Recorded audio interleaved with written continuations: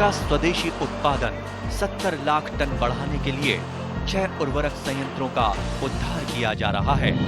FCIL के गोरखपुर, सिंदरी, तलचर और रामागुंडम संयंत्र, HFCL की बरौनी इकाई और BVFCL की नामरू फोर्थ।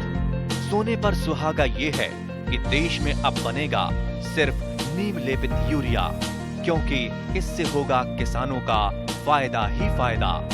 अनाज का उत्पादन 10% तक बढ़ेगा। बढ़ेगी 10 से 15% नाइट्रोजन क्षमता।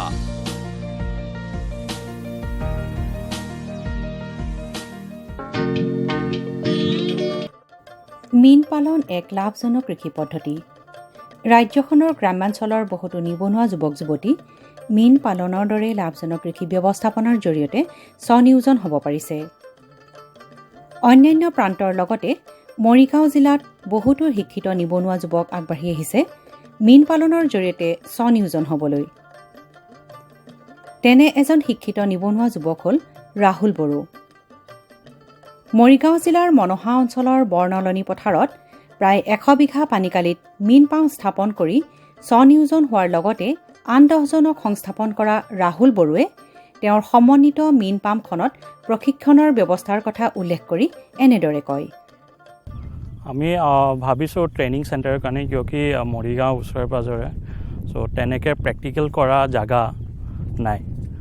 যদিও আপোনাৰ কৃষি বিজ্ঞান কেন্দ্ৰ আছে, চ' তাৰ ওচৰে পাজৰে আমাৰ জাগাটো ভালেখিনি ওচৰত হয়। তো আমাৰ অফিচিয়েলি আমাৰ ট্ৰেইনিং চেণ্টাৰ হিচাপে ইউজ কৰিব পৰা যায়, কিয়কি আমাৰ যথেষ্ট জাগা আছে। ইয়াতে আমাৰ গ্ৰাউণ্ড লেভেলৰ পৰা যিমান হয় আপোনাৰ নাৰ্চাৰীৰ পৰা তো আপুনি লাষ্ট চেলিঙৰ লগে তো আমি এনেকৈও ট্ৰেইনিং কৰিব পাৰোঁ। তো আমিতো খেতি কৰিলোঁ, কিন্তু আমি চেল ক'ত কৰিম, তো সেইটোৰো টেকনিক্সবিলাক মিল পাৰ্টনাৰত আমি শিকাব পাৰোঁ। তো কোনটো ছিজনত ৰেটটো বেছি পায়, কোনটো ছিজনত কম পায়, কোনটো ছিজনত হাৰ্ভেষ্টিং কৰিলে ভাল হয়। আমি অকল মীন পালন কৰি আছোঁ বুলি ভুল হয়, আমি এটা ইণ্টিগ্ৰেটেড ফাৰ্ম কৰি আছোঁ। এনেকৈ আমি মীন পালনটো হ'ল, তাৰ লগত আমাৰ খেতিও থাকিলে, আপোনাৰ কল থাকিল, অমিতা থাকিলে, নাৰিকল থাকিলে, তাৰ লগত আমাৰ ফিউচাৰ প্লেনিং আছে গাহৰি ফাৰ্মো কৰা। তাৰপিছতে আমাৰ পল্ট্ৰি ফাৰ্ম, যেনেকৈ আপোনাৰ লোকেল হাঁহ থাকিল, কুকুৰা থাকিলে, তো সেইবিলাকো আমি পালন কৰিব পাৰোঁ। আৰু সেইটোও মানুহে যদি দেখে, মানুহে বেছি এনকাৰেজ হ'ব কৰিবৰ কাৰণে। মীন পালনৰ লাভালাভ অনুধাৱন কৰিয়েই ইতিমধ্যে পৰিত্যক্ত জলাশয়সমূহ মীন পালন পুখুৰীলৈ পৰ্যবেক্ষিত হৈছে। মীন সমবায় সমিতি আৰু ফাৰ্মাৰ্ছ প্ৰডিউচাৰ কোম্পানীৰ জৰিয়তে মীন পালন কৰি লাভৱান হোৱা আদৰ্শ মীন পালক পিংকু গগৈয়ে তেওঁৰ অভিব্যক্তি প্ৰকাশ কৰি এনেদৰে কয়। মাছ পালন যিহেতু মাছত আমাৰ এখন খুব ধুনীয়া বজাৰ এখন আছে, কাৰণ এইটোতে এনেকুৱা এটা কথা, আপুনি যি ব্যৱসায় কৰিব গ'লে আপুনি কেছ পইচা নাপায়, ইয়াতে কেছ পইচা পায়। এইটোতে এটা ATM বুলি ক'লেও ভুল নহয়, কাৰণ মাছখিনি আপুনি ৰাতি মাৰিলে, ৰাতিপুৱা আপুনি লৈ গ'লে বজাৰত ল'লে পইচাটো আপুনি কেছ পইচা পালে, সেইটো এটা ফাৰ্ষ্ট কথা। আৰু ইয়াৰ প্ৰচেছটো যিহেতু আমি জন্মৰ পৰাই আমাৰ গাঁৱলীয়া, যিহেতু আমি গাঁৱলীয়া ল'ৰা, আমি পাই আহিছোঁ মাছৰ লগতে ক'ব গ'লে আমি সৰুৰ পৰা জড়িত। সেইকাৰণে মই ভাবোঁ ল'ৰা ছোৱালীখিনি এই ক্ষেত্ৰত অলপ নিয়োগ হৈছে নতুনকৈ। এনেই ধৰক আপোনাৰ এনেই মাছ পালনৰ লগত জড়িত কেতিয়াৰ পৰা জড়িত? মোৰ আপোনাৰ 2000 চনৰ পৰাই জড়িত হৈ আছোঁ মাছ পালনৰ লগত। প্ৰায় ধৰক 20 বছৰ? 20-22 বছৰ হ'ল। হয়। গতিকে এনে ধৰক আপুনি বেচৰকাৰী সংস্থাৰ লগতো জড়িত আছে? আমাৰ এখন কপাৰেটিভো আছে। আমি কপাৰেটিভৰ সৈতে আমি প্ৰায় 100 বিঘা মাটি ইতিমধ্যে আমি আজি প্ৰায় 20 বছৰে মীন পালন কৰি আহিছোঁ। আমি প্ৰায় 10-15জন ল'ৰা এনেকৈ আমি কৰি আহিছোঁ, নিবনুৱা ল'ৰা। আৰু তাৰ ওচৰত এটা আপোনাৰ বিলো এটা আছে? বিল এটা আছে, আমাৰ ডাঙৰ বিল আছে, বা এখন নদীও এখন আছে আমাৰ। আমি নেচাৰেলৰ কিছু আমি ইয়াৰ কৰোঁ, আমি কালেকশ্যন কৰোঁ। যিবিলাক ধৰক প্ৰাকৃতিক উৎসৰ পৰা যিবিলাক পোনা আনে, সেই পোনা আৰু ধৰক এই পোনাৰ মাজত কি পাৰ্থক্য আছে? প্ৰাকৃতিক উৎসৰ পৰা অনা পোৱালিখিনি ভাল, কিন্তু এটা প্ৰব্লেম আছে, কিন্তু প্ৰাকৃতিক উৎসৰ পৰা আমি ইমান বহুত বেছি আমি পোনা আহৰণ কৰিব নোৱাৰোঁ, এটা লিমিটেড এটা কৰিব পাৰোঁ। সেইকাৰণে আজিকালি কৃত্ৰিম প্ৰজনন কৰিব বাধ্য হৈছে। আৰু আমি দেখিছোঁ আপোনাৰ মীন পামখনত মানে সৰু মাছ, যিটো আমাৰ স্মল ইণ্ডিজিনাছ ফিছ বুলি কয়, সেই সৰু মাছো যথেষ্ট আছে। গতিকে কি প্ৰজাতিৰ মাছ আছে? আমি এতিয়া মেইনলি আমি কৰিছোঁ আপোনাৰ মোৱা, পুঠি, এই চেলিকনা আৰু কৰতি। যিটো কৰতি মাছটো আমাৰ টোটেলি নায়েই, এতিয়া কমিয়ে গৈছে মাছটো। এই 4টা মাছ ৰাখিছোঁ আমি। অসমত কমি গৈছে আৰু চেলকনা মাছো আপোনালোকে কমি গ'ল, সেইটোও ৰাখিছোঁ আমি। আৰু ইহঁতে নিজে নিজে ব্ৰিডিং কৰে, পুখুৰীতে ব্ৰিডিং কৰে, বান্ধা পানীতে ব্ৰিডিং কৰে তাহাঁতে। তাৰ কাৰণে অলপ পৰিৱেশ আপুনি দিয়ে নেকি? পৰিৱেশ আমি অকণমান কিছু দিওঁ আমি, অলপ নেটিংটো অলপ কমাই কৰিব লাগে যাতে তাৰ পোনাবিলাক নষ্ট নহয়, আৰু তাক আমি অলপ ওপৰত খাদ্য কিছুমান দিয়া যায়। মীন পালন পুখুৰীৰ পৰা সোনকালে মাছ ডাঙৰ নোহোৱা, মাছৰ পৰিপূৰক খাদ্যৰ অভাৱ আদি মীন পালনৰ প্ৰধান সমস্যা হিচাপে দেখা গৈছে। মীন পালনৰ সামগ্ৰিক কিছু কথা তথা ইয়াৰ সমাধান সন্দৰ্ভত মীন বিষয়া ডক্টৰ সঞ্জয় শৰ্মাই এনেদৰে কয়। আমি দেখি আহিছোঁ যে ৰাজ্যখনত মাছ উৎপাদনৰ ক্ষেত্ৰত যোৱা 5 বছৰে যথেষ্ট সফলতা লাভ কৰিছে, যদিও ৰাজ্যখন মাছ উৎপাদনৰ কাৰণে 100% স্বাৱলম্বী হ'ব পৰা নাই। এই ক্ষেত্ৰত সাধাৰণতে দুটা আমাৰ সমস্যা আছিলে। এটা সমস্যা হ'ল আমাৰ গুণগত মানদণ্ডৰ পোনাৰ অভাৱ। আমি সময়ত আমি ভাল গুণগত মানদণ্ডৰ পোনা পোৱা নাযায়। 2 নম্বৰ সমস্যাটো আছিল যে যিটো মাছৰ পৰিপূৰক খাদ্য, এই পৰিপূৰক খাদ্যটো সহজতে উপলব্ধ নহয়, আৰু মানুহবিলাকে আমাৰ যিখিনি মীন পালক আছে তেওঁলোকে পৰিপূৰক খাদ্য সময়মতে পুখুৰীত প্ৰয়োগ নকৰে। কিন্তু শেহতীয়াভাৱে আমাৰ মীন বিভাগৰ ফালৰ পৰাই হওক বা বিভিন্ন চৰকাৰী বেচৰকাৰী অনুষ্ঠান প্ৰতিষ্ঠান এইবিলাকৰ যিটো গণ সচেতনতা সেইটোৰ কাৰণতে হওক, এতিয়া আমাৰ গ্ৰাম্যাঞ্চলৰ মীন পালকসকলেও মানে খাদ্য প্ৰয়োগ, যিটো মাছত যিটো খাদ্য প্ৰয়োগ কৰিব লাগে, বিশেষকৈ গৰমকালি যিটো খাদ্য প্ৰয়োগ কৰিব লাগে, পৰিপূৰক খাদ্য প্ৰয়োগ কৰিব লাগে, এই পৰিপূৰক খাদ্য প্ৰয়োগ কৰাত তেওঁলোকে যথেষ্ট গুৰুত্ব প্ৰদান কৰিছে। আৰু তাৰোপৰি ডাঙৰ আকৃতিৰ মাছ পোনাহে যে পুখুৰীত মেলিব লাগে এই কথা তেওঁলোকৰ বোধগম্য হৈছে, আৰু নিৰ্দিষ্ট হাৰতহে যাতে পোনা মেলিব লাগে এইটো কথা তেওঁলোকৰ বোধগম্য হৈছে। গতিকে আমি সদায় কৈ আছোঁ যে এবিঘা পানীকালিৰ পুখুৰীত অন্ততঃ যদি তাত 5-6 ফুট পানী থাকে, তাত অধিকতম 1000 মীন পোনা মেলিব লাগে, তাতকৈ বেছি মীন পোনা মেলিব নালাগে। আৰু মাছৰ যিটো পোনা, এই পোনাখিনি অন্ততঃ 8-9 ইঞ্চি ডাঙৰ জোখৰহে পোনা মেলিব লাগে। আগৰ বছৰতে যদি মজুত কৰি থোৱা পোনা আছে সেইখিনি মেলিলে তাৰ পৰা বেছি ফলপ্ৰসূ আয় লাভ কৰিব পাৰিব। গতিকে আমাৰ এটা কথা হ'ল যে যিহেতু মাছৰ খাদ্য, যিহেতু পৰিপূৰক খাদ্য প্ৰয়োগ কৰাৰ ক্ষেত্ৰত আমাৰ অকণমান যিহেতু খৰচটো বেছি হয়, গতিকে আমাৰ এই অঞ্চলত আমাৰ ৰাজ্যখনত উপলব্ধ হোৱা যেনেকৈ চাউলৰ মল উপলব্ধ হয় বা খলি হৈ উপলব্ধ হয়, আজিকালি মাকৈ যিটো মেজ হয় সেই মাকৈটো কৰিছে। গতিকে এনেকুৱা ধৰণৰ খাদ্য যদি আমি আগদিনাখনে তিয়াই থৈ যদি পুখুৰীত প্ৰয়োগ কৰোঁ, তেতিয়াহ'লে অন্ততঃ মাছ পালনৰ যিটো খৰচ, এই যদি খৰচ আমি অন্ততঃ 50% আমি কমাই দিব পাৰোঁ। কিন্তু এইটো কথা নহয় যে আমাৰ যিটো ফ্লটিং ফিড, যিটো মানে পানীত দিয়াৰ লগে লগে যিটো মানে উপঙি থাকে, সেই উপঙা খাদ্যটো আমি প্ৰায় 30-40% আমি ব্যৱহাৰ কৰিব লাগে। কাৰণ কিছুমান মাছ আছে যিখিনি মাছ হয়তো পুখুৰীৰ ঊৰ্ধ্ব স্তৰত থাকে, ওপৰৰ স্তৰত থাকে, সেইবিলাক মাছ যেনেকৈ বাহু, চিলভাৰ কাপ, এইবিলাক মাছৰ কাৰণে আমাক উপঙা খাদ্যটোৰ প্ৰয়োজন হয়। কিন্তু কিছুমান মাছ থাকে পানীৰ তলত থাকে, গতিকে তেনেকুৱা মাছৰ কাৰণে আমি খলি হৈ চাউলৰ মল আৰু মাকৈ গুড়ি আৰু শুকান মাছৰ গুড়ি এনেকৈ আমি ঘৰতে প্ৰস্তুত কৰি, কিন্তু তাৰ এই খাদ্যখিনিৰ লগত আমাৰ অকণমান ভিটামিন 1 বা 2% ভিটামিনৰ প্ৰয়োজন হ'ব, বা আমাৰ প্ৰ'বায়'টিক কিছুমানৰ প্ৰয়োজন হ'ব। আৰু এইখিনি কথা আমাৰ মীন পালকসকলে ইতিমধ্যে বোধগম্য হৈছে। দ্বিতীয়তে আমাৰ এটা কথা হ'ল যে সৰু মাছ কৰিম নে আমি ডাঙৰ মাছ কৰিম। এতিয়া সৰু মাছৰ ক্ষেত্ৰত আমি এইটো কথা লক্ষ্য কৰিছোঁ যে সৰু মাছৰ সাধাৰণতে বজাৰ চাহিদা যদিও আছে, মাছ সকলো প্ৰজাতিৰ মাছৰে বজাৰ চাহিদা আছে, কিন্তু অকণমান ডাঙৰ মাছ যেতিয়া কৰিম, 2 কেজি, 2.5 কেজি, 3 কেজি এনেকুৱা যেতিয়া ডাঙৰ হ'ব, তেতিয়া তাৰ বজাৰ মূল্যটো বেছি হয়, আৰু যিটো বজাৰ মূল্য আৰু চাহিদাটো বেছি হয়। গতিকে আমি যদি ডাঙৰ মাছ কৰিব লাগে তেতিয়াহ'লে পুখুৰীটো অকণমান ডাঙৰ আকৃতিৰ হ'ব লাগে। সেইকাৰণে আমি কওঁ যে প্ৰায় 1 হেক্টৰমান পানীকালিৰ যদি পুখুৰী এটা থাকে, তাত অন্ততঃ বছৰেকত 3000 পৰা 4000 কেজি মাছ উৎপাদন কৰিব পাৰি, আৰু ডাঙৰ আকৃতিৰ মাছ প্ৰায় 1.5 বছৰ 2 বছৰতে প্ৰায় 3 কেজি ওজনপ্ৰাপ্ত মাছ এটা কৰিব পাৰি। গতিকে আমি মীন পালকসকলক এইটোও পৰামৰ্শ দিওঁ যাতে তেওঁলোকে পুখুৰীটো যদি সময় সুবিধা থাকে বা যদি যথেষ্ট মানে তেওঁলোকৰ যদি দ পৰিত্যক্ত জলাশয় থাকে, তেনেহ'লে পুখুৰীটো অন্ততঃ আয়তাকাৰ পুখুৰী কৰক, ৰ'দ ঘাই অঞ্চলত পুখুৰী কৰক, পাৰবিলাক ওখকৈ বানক, আৰু পাৰবিলাক যাতে খহি নাযায় তাৰ কাৰণে তেওঁলোকে ধৰক শ্লপটো মেইনটেইন কৰক, বাৰ্ণৰ ব্যৱস্থা কৰক, আৰু মানে পুখুৰী পাৰবিলাকত বেছি ওখ গছ নুৰুই তাত কল, অমিতা বা এনেকুৱা ধৰণৰ উদ্যান শস্যৰ খেতি কৰি যাতে তেওঁলোকে অন্ততঃ পাৰবিলাকৰ খহনীয়াটো ৰোধ কৰিব পাৰে আৰু এটা অতিৰিক্ত আয় কৰিব পাৰে, আৰু ধৰক নিয়মিত হাৰত মাছ পোনা মেলি তাত যদি পৰিপূৰক খাদ্যৰ যোগান অন্ততঃ প্ৰতিদিনে যদি দুবাৰ অন্ততঃ খাদ্য যোগান ধৰে তেনেহ'লে প্ৰতি হেক্টৰ পানীকালিত প্ৰায় 4,000 কেজি মাছ উৎপাদন কৰিব পাৰিব আৰু ইয়াৰ দ্বাৰা অন্ততঃ তেওঁলোকে 1 হেক্টৰ পানীকালিৰ পৰা প্ৰায় 4 লাখৰ পৰা 5 লাখ টকা আয় কৰিব পাৰিব আৰু মই ভাবোঁ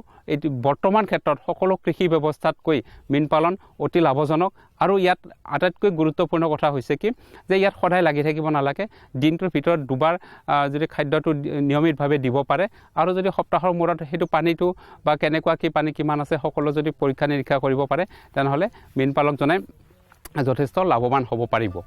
মীন পালনৰ শেহতীয়া সংযোজন হ'ল উন্নত ধান প্ৰজাতি আৰু উন্নত মাছ প্ৰজাতিৰ জৰিয়তে ধান খেতিৰ সমন্বয়ত মীন পালন। ধাননি পথাৰত অন্যান্য মাছ মেলাৰ উপৰিও মোৱা মাছ মেলা হয়। মোৱা মাছে ধাননি পথাৰত বংশবৃদ্ধি কৰাৰ লগতে মীন পালকৰ আয় বৃদ্ধি কৰে। অসম কৃষি বাণিজ্য আৰু গ্ৰাম্য ৰূপান্তৰকৰণ প্ৰকল্প অৰ্থাৎ এপাৰ্টৰ জৰিয়তে ৰাজ্যখনৰ অন্যান্য জিলাৰ লগতে নলবাৰী জিলাত এনে প্ৰদৰ্শন কৰা হৈছে। ধাননি পথাৰত মোৱা আৰু অন্যান্য উচ্চ উৎপাদনক্ষম মাছ মেলাৰ পোষকতা কৰি নলবাৰী জিলাৰ জিলা মীন উন্নয়ন বিষয়া ত্ৰৈলোক্য হালৈয়ে তেওঁৰ অভিব্যক্তি প্ৰকাশ কৰি এনেদৰে কয়।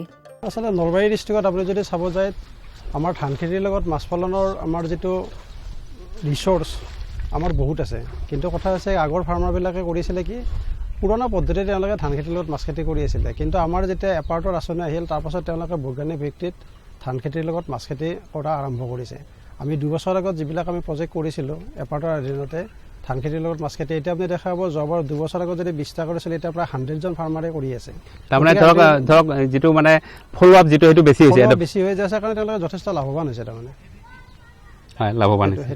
এনে ধৰক মাছৰ প্ৰজাতিৰ ক্ষেত্ৰত এনে কি কি মাছৰ প্ৰজাতি তেওঁলোকে এতিয়া মেলে ধান খেতিৰ লগত মাছ পালন? আগতে তেওঁলোকে ধৰক ৰৌ, মিৰিকা, বাহু তেনেকুৱা ধৰণৰ প্ৰজাতি মেলিছিলে, কিন্তু এতিয়া তেওঁলোকে যেতিয়া গম পাইছে যে আজি হাই ইল্ডিং ভেৰাইটি আমাৰ ওলাইছে য'ৰ পৰা আমাৰ প্ৰডাকশ্যন তাৰমানে যদি এটা ৰৌ মাছৰ যদি আমি পুৰণা আগৰ যিটো ৰৌ আছিলে যেতিয়া 1 কিলো পাওঁ 1 বছৰত, এতিয়া আমাৰ হাই ইল্ডিং ভেৰাইটি যিটো আমাৰ জয়ন্তী ৰহু বুলি সেইটো 2 কিলো পায়। গতিকে তেওঁলোকে এতিয়া জয়ন্তী ৰহু, আমৰ কাপ আৰু এতিয়া বৰ্তমান ওলাইছে হাই ইল্ডিং কাটলা ভকুৱা মাছ এটা ওলাইছে, তেওঁলোকে সেইটো বৰ্তমান ইন্ট্ৰডিউচ কৰি আছে। হয়, তাৰমানে ধৰক জয়ন্তী ৰহু আৰু আমুৰ কাপ সাধাৰণতে এইবিলাকত মেলে, আপোনালোকৰ জৰিয়তে এইটো মেলা হৈছে আৰু এইটো এভেইলেবল চিটটো আমাৰ নলবাৰীত কোনো প্ৰব্লেম পোৱা নাই। হয়, নলবাৰী জিলাত এইটো মানে এভেইলেবল হয় আৰু আমি শেহতীয়াকৈ দেখিছোঁ যে যিটো স্মল ইণ্ডিজিনাছ ফিছ যিটো মোৱা মাছ বুলি কোৱা হয় এইটো তাৰমানে ধৰক ধাননি পথাৰত আৰম্ভ কৰিছে মেলিবৰ কাৰণে। এই সংক্ৰান্তত আপোনালোকে কিবা প্ৰশিক্ষণ পাতি বা এৱাৰনেছ আয়োজন কৰিছিল নেকি? মোৱা মাছটো আচলতে মোৱা মাছ বুলি আমাৰ ইয়াত কয়। মোৱা মাছটো আচলতে আগতে কেনেকুৱা কৰিছিলে এইবিলাক মাছৰ বেছি গুৰুত্ব নাছিলে, তেওঁলোকে পুখুৰীত মাৰিছে খাইছে বা তেনেকৈ। এতিয়া লাহে লাহে যেতিয়া সময়ৰ আহ্বানত যেতিয়া মানুহে গম পাইছে যে এইটো মোৱা মাছটোত আমাৰ বেছি প্ৰটিন থাকে, প্লাছ আৰু আমাৰ যিবিলাক গৰ্ভৱতী মহিলা হওক বাচ্চা এনিমিক যিবিলাক কণ্ডিশ্যন থাকে যাৰ তাৰমানে তেজত আইৰণৰ পৰিমাণটো কম থাকে, তেওঁলোকে গম পালে যে মোৱা মাছটো খালে প্ৰটিনৰ পৰিমাণটো বাঢ়ি যায়, আইৰণৰ পৰিমাণটো বাঢ়ি যায়। আৰু এইটো বস্তুৱে কেনেকৈ গম পালে আমি বিভিন্ন ধৰণৰ প্ৰশিক্ষণৰ লগতে এৱাৰনেছ প্ৰগ্ৰাম কৰিছিলোঁ, প্লাছ এপাৰ্টৰ ফালৰ পৰা আমাৰ কিছুমান ৱৰ্ল্ড ফিছৰ পৰা কিছুমানৰ বুলেটিন দিছিলে। ৰাইজৰ মাজত যেতিয়া আমি বস্তুটো জনাই দিলোঁ তেওঁলোকে বহুত সজাগ হ'ল আৰু এতিয়া প্ৰায়বিলাকে ইন্ট্ৰডিউচ কৰি আছে, যাৰ ফলত তেওঁলোকৰ প্ৰডাকশ্যনটো বাঢ়ি যাই আছে, প্লাছ আৰু প্ৰটিনৰ যিটো আমাৰ হিউমেন যিটো মানুহক যিখিনি লাগে মোলাৰ পৰা আমাৰ বহুত পাই আছে। তাৰমানে ধৰক ধান খেতিৰ সমন্বয়ত যিবিলাকে মাছ পালন কৰিছে তাত মোৱা মাছটো তেওঁলোকে ইন্ট্ৰডিউচ কৰিছে তেওঁলোকে হয় আৰু লাভান্বিত হৈছে। হয়, এনে ধৰক জিলা মেইন বিষয়া হিচাপত আপুনি আমাৰ জিলাখনৰ মেইন পালকসকলক কি পৰামৰ্শ দিব বিচাৰে? মই জিলা মীন উন্নয়নৰ বিষয়ে এটা কথা কওঁ যে আমাৰ যিখিনি পুখুৰী ধান খেতিৰ লগত মাছ খেতি কৰি আছোঁ বা অন্য পুখুৰী আছে, আমি যদি বৈজ্ঞানিক পদ্ধতিত মীন পালন কৰোঁ তেতিয়াহ'লে আমাৰ নলবাৰী জিলাত যেনেকৈ আমাৰ প্ৰডাকশ্যন হৈ আছে, ধৰক আমাৰ এতিয়া 13,790 কেজি MT প্ৰডাকশ্যন হৈ আছে পাৰ ইয়াৰ। যোৱা বছৰ আমাৰ 13,790 কেজি মেট্ৰিক টন প্ৰডাকশ্যন হৈছিলে, কিন্তু আমি যদি এনেকৈ হাই ইল্ডিং ভেৰাইটি বা তেনেকৈ কৰোঁ 13,000ৰ পৰা আমি 15,000 আৰামত মেট্ৰিক টন পাম, যাৰ কাৰণে আমাৰ নলবাৰীৰ পৰা ছাৰপ্লাছ প্ৰডাকশ্যন এতিয়া হৈ আছে, ভৱিষ্যতৰ পিছত হ'ব। আৰু আমাৰ এইটো এমপ্লয়মেণ্ট জেনেৰেশ্যনৰ লগতে ৰুৰেল যিটো আমাৰ ইকনমি সেইটো আমাৰ বৃদ্ধি কৰিব, আপলিফমেণ্ট কৰিব। ধান খেতিৰ সমন্বয়ত উন্নত ধান প্ৰজাতি আৰু উচ্চ উৎপাদনক্ষম মাছ আৰু সৰু মাছ যেনে মোৱা মাছৰ জৰিয়তে উপকৃত হৈছে পূব নলবাৰী উন্নয়ন খণ্ডৰ পূব কালাকুচি গাঁৱৰ মীন পালক ইক্ৰামুল হক। নিজৰ প্ৰায় 10 বিঘা ভূমিখণ্ডত সমন্বিতভাৱে ধান খেতিৰ লগত মাছ পালন কৰি লাভৱান হোৱা এই প্ৰগতিশীল মীনপালকজনে তেওঁৰ অভিব্যক্তি প্ৰকাশ কৰি এনেদৰে কয়। আপুনি ধান খেতিৰ লগত মাছ পালন কৰে? হয়, মাছ পালন কৰোঁ। এনে কিমানমান এৰিয়া আছে আপোনাৰ? মোটামুটি 25 পৰা 30 বিঘামান আছে। হয়, এনে আপুনি এপাৰ্ট আঁচনিৰ অধীনত কৰিছিল নেকি? আগতে কৰা নাছিলোঁ, এতিয়া কৰিছোঁ। 19-20 পৰা আৰম্ভ কৰিছোঁ আমি। কৰিছে? হয়। ধান খেতিৰ লগত মাছ পালন কৰে? হয়, ধান খেতিৰ মাছ পালন। এনে আগতে কি ধান কৰিছিল? আগতে এনে নৰ্মেল ধানটো কৰিছিলোঁ, জয়া চালফা মানে এনে ঘৰুৱা নাম এনেকৈ কৰিছিলোঁ। এতিয়া এপাৰ্টৰ আণ্ডাৰত যিটো সুবিধা পালোঁ, আমি বিনা 11টো কৰি আছোঁ বৰ্তমান। ধানটো বিনা 11 কৰিছে। আৰু আমি দেখিছোঁ যে আপোনালোকে মাছো অলপ উন্নত মাছ দিছে। হয়, উন্নত মাছ দিছে। কি মাছ দিছে এনে? আগতে আমাৰ লোকেল কমন কাপটো দিয়া গৈছিলে, এতিয়া আমি এপাৰ্টৰ আণ্ডাৰত এতিয়া জানি পেলাই আমি আমন কাপটো দিছোঁ এতিয়া। আমন কাপ? হয়। এতিয়া তাৰোপৰি আমি এতিয়া ধৰক যিটো পানীৰ যিটো প্লেংটন আছে সেইটো খোৱাৰ কাৰণে আমি মোৱা মাছটো দিছোঁ এতিয়া। মোৱা মাছ দিছে? আমি আগতে জনা নাছিলোঁ এইটো। আগতে মোৱা মাছ এনেকৈ দিয়া নাছিল, এতিয়া মোৱা মাছ? এতিয়া মোৱা মাছ দিছোঁ। গতিকে ধৰক তাৰ পৰা আপোনালোকে অতিৰিক্ত আয় পাইছে নেকি? আয় পাইছোঁ। মোৱাও পাইছে? মোৱাও পাইছোঁ। এনে মোৱা বিক্ৰী কিমানমান পায় বাৰু হেৰি বজাৰত দাম? বজাৰত মোটামুটি 400লৈকে যায়, কেতিয়াবা 500লৈকে যায়। হয়, সেইটো অতিৰিক্তভাৱে? অতিৰিক্ত পাওঁ সেইটো।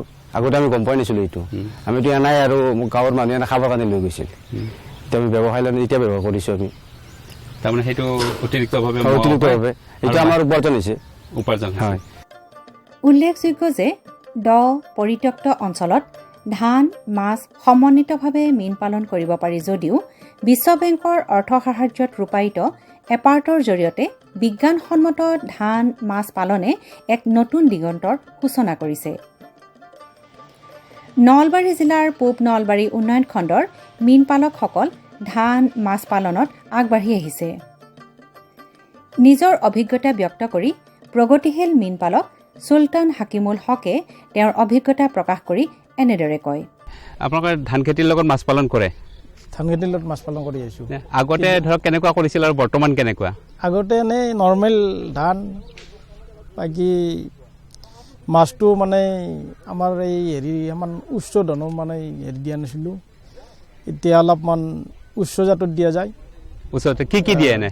এতিয়া এইটো জয়ন্তীৰো বা এইটো কমন কাপ, আমুল কাৰ্ড সেইবিলাক দিয়া যায়। তাৰ লগত মোৱাটো যোৱা বছৰৰ পৰা মোৱাটো তাৰমানে কৰা গৈছে, মোৱা মেলি দিয়া গৈছে। মোৱাটো মানে এক্সট্ৰা এটা মানে পইচা আহে, এইটোৰ এক্সট্ৰা ইনকাম এটা আহে। হয়, গতিকে এনে ধৰক তাৰ পৰা আপোনালোক বেছিকৈ লাভান্বিত হৈছোঁ। আগতে ধান খেতিও এনেই আমাৰ এই থলুৱা জাতটো কৰিছিলোঁ, এতিয়া উন্নত জাত কৰা যায়, বিনা 11 কৰা যায়। এইটোৰ পৰা আগত মানে বিঘাৰ মাটিত 10-12 মোন সেনেকুৱা হৈছিল, এতিয়া 25 মোন, 30 মোন, 35 মোন, 40 মোনলৈকেও যায় কেতিয়াবা এনেকুৱা আৰু। গতিকে ধৰক এই যে মোৱা মাছৰ এইটো কেনেকুৱাকৈ দামত বিক্ৰী কৰে? এইটো ভাল বজাৰ পোৱা যায়। অন্যান্য মাছৰ লগতে সৰু মাছ খোৱাৰ উপকাৰিতা সন্দৰ্ভত মীন বিভাগে বিভিন্ন সজাগতা সভাৰ আয়োজন কৰিছে। শিশু তথা গৰ্ভৱতী মহিলাৰ বাবে সৰু মাছৰ উপকাৰিতা সন্দৰ্ভত বিভিন্ন আলোচনা চক্ৰৰ আয়োজন কৰা হৈছে। সৰু মাছ সেৱনৰ প্ৰয়োজনীয়তা সন্দৰ্ভত ৱৰ্ল্ড ফিছ নামৰ আন্তঃৰাষ্ট্ৰীয় প্ৰতিষ্ঠানৰ পৰামৰ্শদাতা ডক্টৰ বৈষ্ণৱে তেওঁৰ মতামত ব্যক্ত কৰি এনেদৰে কয়।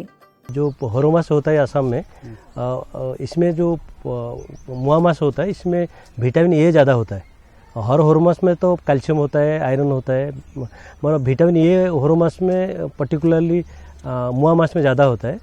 और इसमें क्या होता है ना, हमारा जो बच्चे का तबीयत अच्छा रहता है वो बार बार खाएंगे। और प्रेग्नेंट लैक्टेटिंग जो होते हैं ना, जैसे कि गर्भवती प्रसूति, वो ज़्यादा हरो माछ खाएंगे, पर्टिकुलरली मुआ माछ खाएंगे ना, वो इसका हेल्थ अच्छा रहेगा और बच्चे का ब्रेन डेवलपमेंट अच्छा रहेगा। जो कॉग्निटिव डेवलपमेंट होता है बच्चे का, वो अच्छा पढ़ाई करेगा, इसका मेमोरी अच्छा रहेगा, इसका हेल्थ अच्छा रहेगा, तो इसका इम्यूनिटी भी स्ट्रांग होगा। वो मिल जाता है गांव में हरो माछ में, पर्टिकुलरली मुआ माछ में ज़्यादा होता है माइक्रोन्यूट्रिएंट्स, जिसको सूक्ष्म पुष्टि सार बोलती है, वो हरो माछ में और मुआ माछ में ज़्यादा मिलता है। এনেদৰে ৰাজ্যখনৰ গ্ৰাম্যাঞ্চলৰ লোকসকলে মীন পালনৰ দৰে লাভজনক কৃষি ব্যৱস্থাপনাৰ জৰিয়তে নিজকে আত্মনিয়োগ কৰিলে ৰাজ্যখন মীন উৎপাদনত স্বাৱলম্বী হোৱাৰ লগতে নিবনুৱা সমস্যাৰ সমাধান সম্ভৱ হ'ব বুলি আশা কৰিব পাৰি।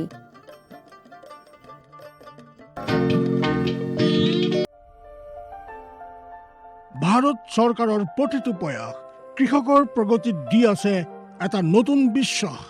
দেশৰ কৃষকসকলৰ প্ৰতি সমৰ্পিত ভাৰত চৰকাৰে বিশেষকৈ উত্তৰ পূৰ্বাঞ্চল আৰু আন্দামান নিকোবৰ দ্বীপপুঞ্জৰ কৃষি অঞ্চলৰ বিকাশৰ বাবে নতুন প্ৰগতিশীল পদক্ষেপ লৈছে, যাৰ দ্বাৰা কৃষকসকলে দ্ৰুত গতিত উন্নতি কৰি আছে। কৃষি অঞ্চলৰ বিকাশৰ গতি অব্যাহত ৰাখি মাননীয় প্ৰধানমন্ত্ৰী শ্ৰী নৰেন্দ্ৰ মোদী ডাঙৰীয়াৰ নেতৃত্বত ভাৰত চৰকাৰে এক দূৰদৰ্শী নিৰ্ণয় লৈ দেশত ৰাষ্ট্ৰীয় খাদ্য তেল মিছন অইল পামৰ আৰম্ভণি কৰিছে, যাৰ দ্বাৰা উত্তৰ পূৰ্বাঞ্চলৰ ৰাজ্যসমূহ আৰু আন্দামান নিকোবৰ দ্বীপপুঞ্জৰ কৃষকসকলৰ বিশেষ লাভ হ'ব। পুঁজিৰ বিনিয়োগত বৃদ্ধি পাব, খোৱা তেলৰ আমদানিৰ ওপৰত নিৰ্ভৰ কৰাটো কম হ'ব আৰু ৰোজগাৰৰ সুবিধা সৃষ্টি হ'ব।